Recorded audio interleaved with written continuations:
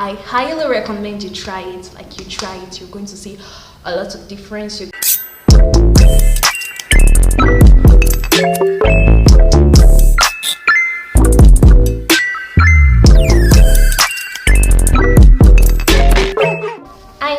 Welcome back to my YouTube channel. Today I am back here with another video, and this video is about how to take care of low porosity hair.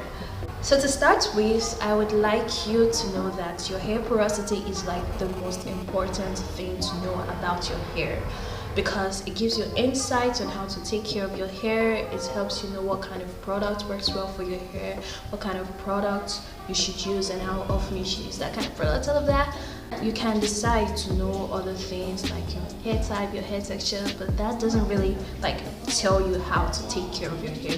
However, knowing your hair porosity can help you to know how to take care of your hair, and that is why it's important to know your hair porosity. If you do not yet know your hair porosity, I have a video on that. Hopefully it will help you know your hair porosity, and I will link it down in the description below. So with that being stated, let's get straight into this video. So how to take care of low porosity hair.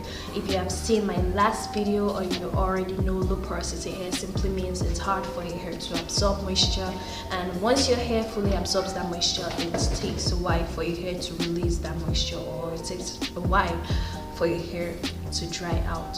So the first thing to know about low porosity hair is that you need to use heat. I know so many people that you could have seen so many people tell you avoid heat in your hair, but you need to understand that there are some bad heat and there are some good heat. As I said, low porosity hair means your hair's cuticles are closed and it can't absorb moisture easily. So to open up that hair cuticles and allow your hair to absorb the moisture, you need heat, and that is when you deep condition, because deep conditioning is like the time your hair gets the most moisture. It is called a deep conditioning treatment because you really need to deeply condition your hair. And now if you're applying a deep conditioner on your hair and it's not deeply penetrating your hair, it's not going to work as a deep conditioner. Like, it's not really working, and that is particularly hard for us who are low porosity, because our hair cuticles are closed and it's hard for moisture to get in.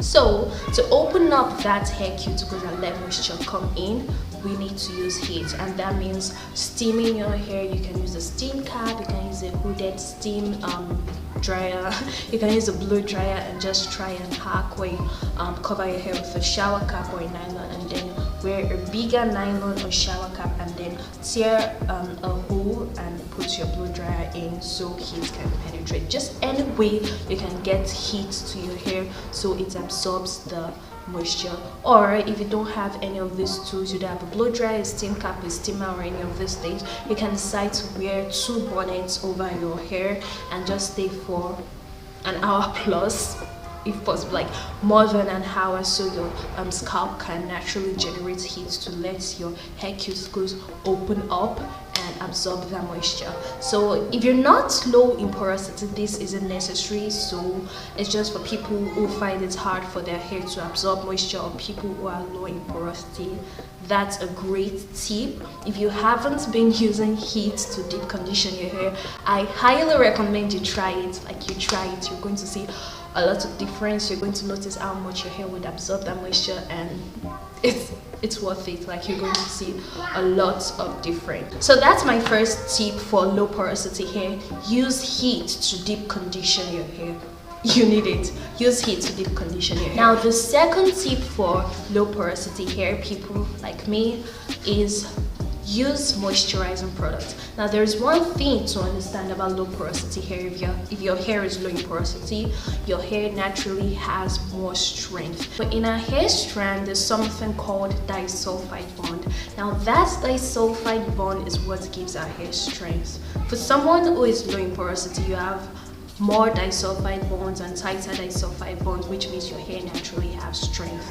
So you don't need to use products that would give you more strength often, because the more strength you give your hair, the stronger your hair will become, and it will eventually become too strong and start breaking. Now a hair product is either moisture based or protein based. Now if it's a moisturizing product, it will soften your hair, or if it's a protein based product, it will strengthen your hair. Now as low porosity, you do not need more strength, which means you do not need more protein in your hair, because protein will give your hair more strength, make it too strong and break. So when you're choosing products, make sure you're choosing moisturizing product. The way you can identify protein based products is by seeing words that start with hydrolyzed, like hydrolyzed protein, hydrolyzed keratin, hydrolyzed collagen, hydrolyzed. You can easily tell that those are protein in it. So if you get a product and you see the ingredients doesn't have a lot of these hydrolyzed ingredients in them, then it's a moisturizing product. Now if you see in the ingredients, you see the word hydrolyzed and you see lots of them, then it's a protein based product. So when you're choosing products, choose moisturizing products, not protein based products, because you do not need that additional stress. Now don't get me wrong, we are always manipulating our hair, we're touching our hair, we're exposing our hair to some sort of damage, and it will need protein once in a while to strengthen it back. In that case, I recommend doing a protein treatment or using a protein based deep conditioner once in a month, or even lesser than that. But using products with protein every day as you're leaving your moisturizer, or using it every week, no. But you can use protein based products because your hair would eventually need that strengthening once in a while, like once in a month or so. But in general, just make sure you use moisturizing products. So yeah, that's my second tip for low porosity hair: use moisturizing products, less of protein based products, and yeah, your hair will be fine. So that's basically it. If you want a video on how to take care of high porosity hair, comment down below.